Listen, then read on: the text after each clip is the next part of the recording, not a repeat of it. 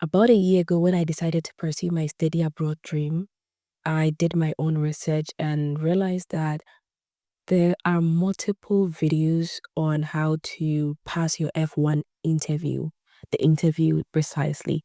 So many videos guiding you on mistakes to avoid and how to go about it.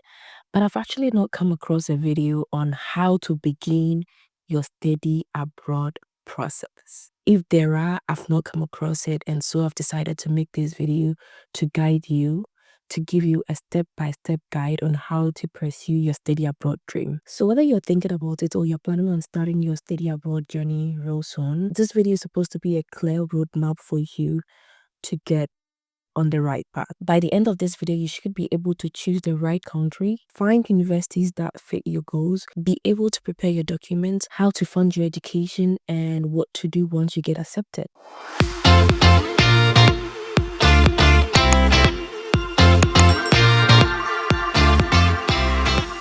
Think of this as a beginner guide.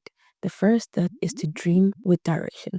Of course, everyone has the dream to study abroad, but dream with direction. It is amazing to want to study abroad, but to make it happen, you have to be specific about what you really want. Start by asking yourself 3 questions. 1, what do I want to study and why does it matter to me? 2, which countries are known for offering good education in that specific field? 3, what kind of culture or environment will make me more comfortable while studying? For example, if you are interested in tech, you may consider the United States, Canada, or Germany. If you're more into business or communication, maybe the UK, also the US, Singapore, Australia, so many other countries. The goal here isn't to choose a popular country, but rather to choose a place that fits your goals, your personality, and your long-term plans. Using these 3 questions as a starting guide, take out your notebook and answer the questions.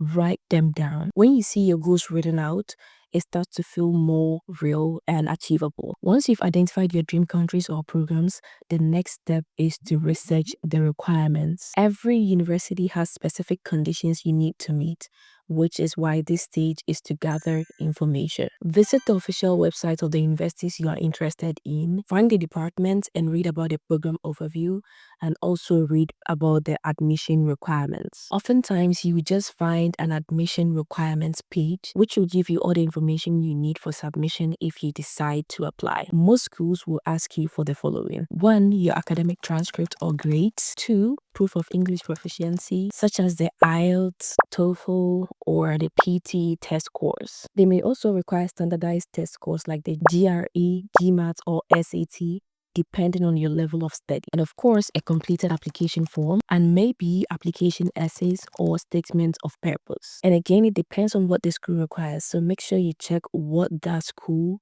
specifically requires for. Remember to take notes, and so you can make a spreadsheet or a list of all the information you've gathered, starting from countries, programs, universities, requirements, and deadlines. When you do this, it's going to help you stay organized and ensure that you stay up to date so you don't miss any dates or deadlines. Also, when you have it that way, it becomes more clear and it becomes easier to manage anytime you get back to it, and it saves you a lot of stress. The next step is to plan your funding.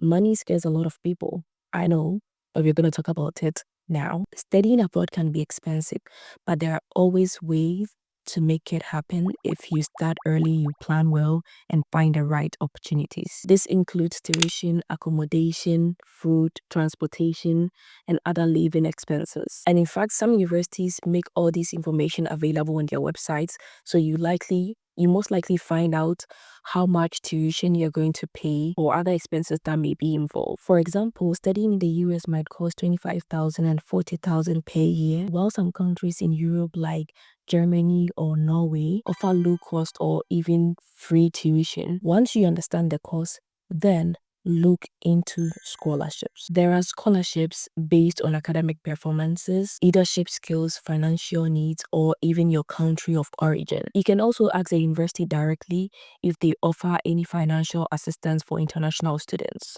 all you have to do is send them an email, because many schools have scholarships that are not widely advertised. After you research on your funding opportunities and finances, just start saving to make it possible. The next step is to prepare and apply. After gathering all this information, once you know the universities that you want to apply to, the country, the scholarship that you're targeting, it is time to actually put in your application. The application usually includes your transcript, your resume, your recommendation letters, statement of purpose, which is also known as the SOP.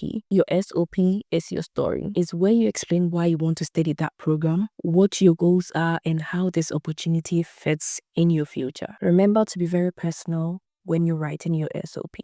Let me know if you want a detailed video on how to write your SOP. While you write your SOP, keep in mind that universities are not just looking for people with perfect grades. They are also looking for people with purpose and vision. Step 5 is acceptance and visa. Now, let's imagine that exciting moment. You just got an email that says, congratulations, you got accepted into the program and blah, blah, blah, blah. Yay! After you receive that email, read the instructions to confirm your spot, and after that, it is time to start your visa process. For your visa application process, the requirements may vary from country to country. Generally, here are the things that you're gonna need. First, your offer or your acceptance letter. 2, a valid passport. 3, proof that you can financially support yourself. And 4, maybe health insurance documents. For example, in the US, you will need an I-20 form. In the UK, you will get a CAS or CAS letter. And in Canada, it's called a study permit. Remember not to wait until the last minute, because visa appointments can take time, so apply as early as possible. And the last step is to prepare for departure. After your visa is approved, it's time to prepare for your big move. Congratulations! Your visa got approved, so now start packing up. Pack your bags and get going. If you also want a detailed video on your checklist before your departure, please let me know in the comment section. And I must say, study abroad is more than just earning a degree. It's a transformation. You learn how to adapt, how to communicate, and build confidence in ways that are going to stay with you forever. So if you've been saying that one day I'll study abroad, it's time to say, today I start my study abroad journey, because even the biggest dreams begins with one small and intentional step. If you found this video helpful, don't forget to like, comment, subscribe, and share to a person who may need this. And until next time, remember, your voice is your power. See you in the next video.